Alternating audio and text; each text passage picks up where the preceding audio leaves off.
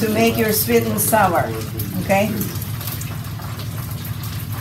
You can use, well, if it's a family of 4, you can use only 1/3 water, 1/3 sugar, and 1/3 vinegar.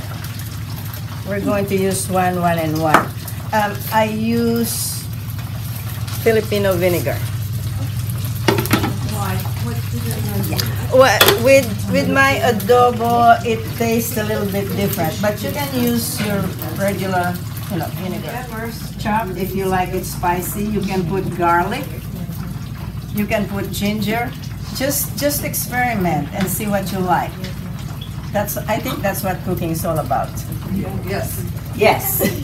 Create. Yes. Okay.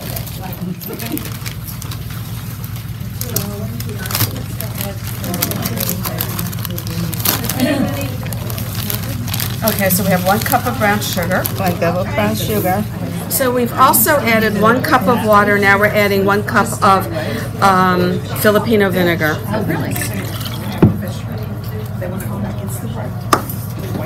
Where did they catch them? But he took syrup, so he could cast. Where did you get that?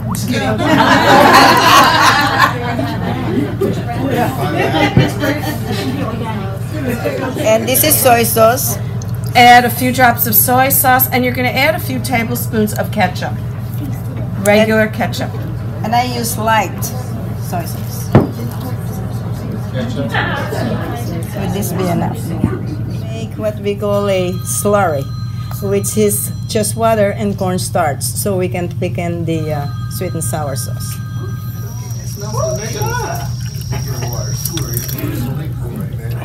That should do it. Add the cornstarch slurry to the sweet and sour sauce.